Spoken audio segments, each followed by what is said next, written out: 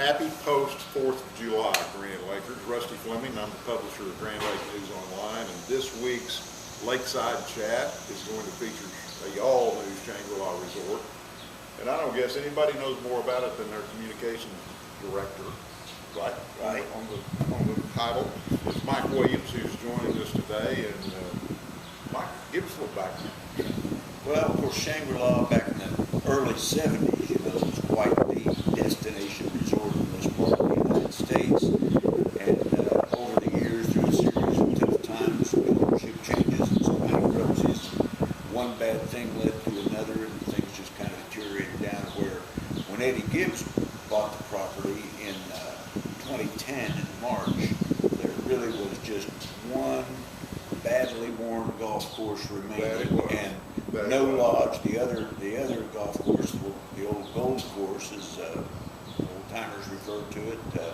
They were, when Eddie bought it, there were big hay bales on it. So things had gone pretty far downhill. But what we've tried to do in the last 3 years is try to restore that image, restore that greatness, restore Shangri-La and therefore Grand Lake as a regional destination point. So I think we're kind of moving toward that. There hasn't been a day yet since March 21 or 2010 that we haven't had something under construction, and we don't really anticipate that changing in the foreseeable future. Well, you know, Mike's talking about making this a tourist destination and a regional destination the way it was in the marquee days of the governor's conference and other such things. But you know, for years, many of us here on the lake have said that as Shangri-La goes is how Grand Lake goes.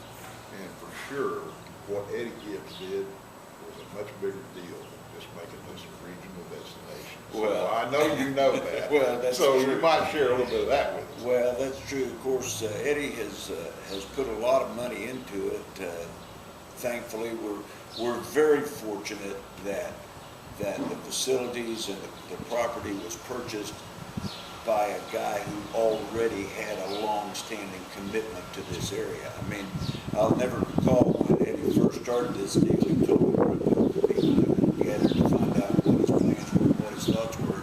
He said, now listen, he said, I have a pretty good reputation in the business community, so I'd appreciate it if you don't tell people that I bought this because I thought it was a smart investment. I mean, he bought it thankfully because he loves this area, and he wanted this to once again be one of the most beautiful and scenic places in this part of the country. And he's done that. The golf course is completely redone. All 27 holes are completely redesigned. They're all new. All the bunkers are new. There are several water hazards and water features on the course. Every hole has 5 tee boxes, so it's kind of playable for anybody's game. You must not play. No, that's why they had to put that 5th tee box up there for me. You know, one of the things that is left over from the old Blue Championship course, and I remember the first time I played Shangri-La, and the greens were so fast. Yeah. I mean, you can't describe it. I mean, many of those golfers talk about a ball being on the hood of their luxury automobile. That's kind of what it was like. I remember a Golf Digest review that said, don't get above the hole. I'm with you. But you know, the signature hole was always considered to be the Mickey Mantle hole. Right. And it was a par 5 in your third shot, or if you were really, really good, maybe your second shot, went over a body of water. So when Eddie and the architects and everybody put this thing together, they modeled it after something. Yes. And so now, guys that are exceptional golfers like myself, there's an island in the middle that you shoot to it, just like they do at soccer after the pros. And for guys like Mike, they have another green over here side that you can go around. You don't have to go into that wall. That's exactly right. No, and that hole, by the way, is named after Mickey Mantle for a couple of reasons. Of course, Mickey Mantle held his Mickey Mantle Classic charity golf tournament here for many, many years. And then, of course, Steve Owens picked it up after Mickey Mantle died and brought his Heisman tournament here. Right. But that hole is named after Mickey Mantle, not only because he had his tournament here, but because that quickly became Mickey Mantle's favorite hole the day he double eagled it.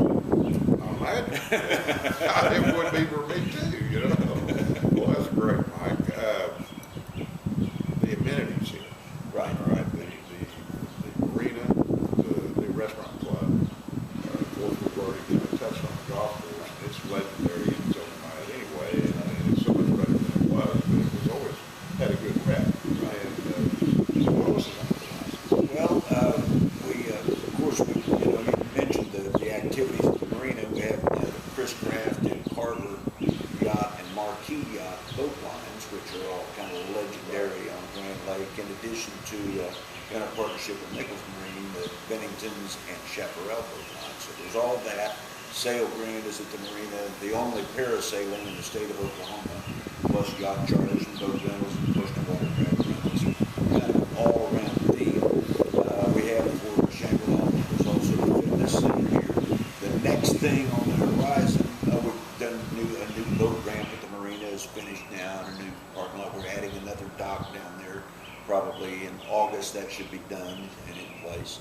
And then right after that, we'll begin breaking ground on the first of the Shangri-La residential development around the golf course.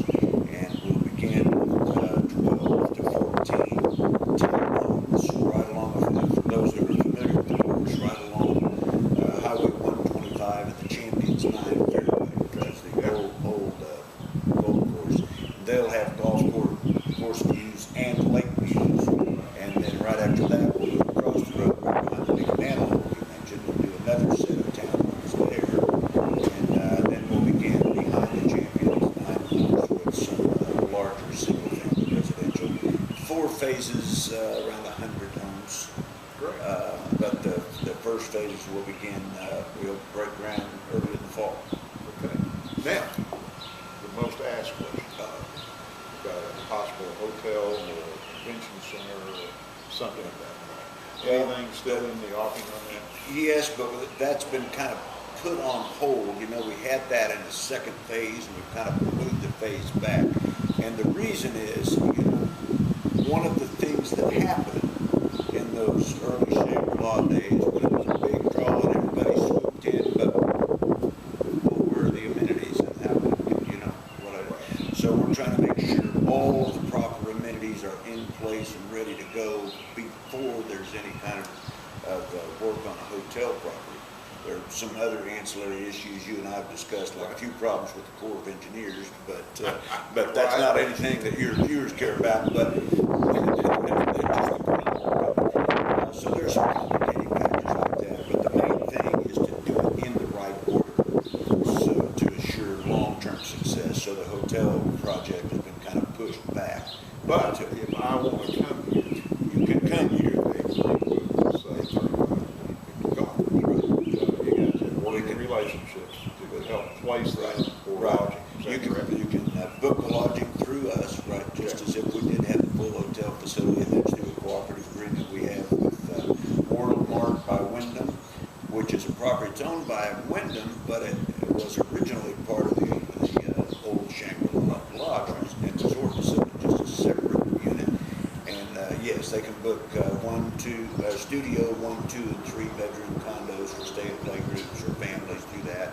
And there's a pool and a hot tub, and it's a nice facility. And it sits right on the Shangri-La golf course, so you can book those through us. So yes, we have facilities to stay, just not the stereotypical hotel resort type facility. But yes, we've got a place for you. All right. Mike, thanks for that report, and let me ask one other question. You bet. Parting question. Party? Yeah, let's do that. If there was one thing you would want our viewers to know about Shangri-La that perhaps they didn't know before because of all the money changes and improvements that have happened here, what would that be? Well, I tell you what, I think it would be most people who live here, their story starts with, well, we came to Shangri-La one time, right? And I think the most important thing is we have so many people that still don't think they can come here because they think it's a private membership only.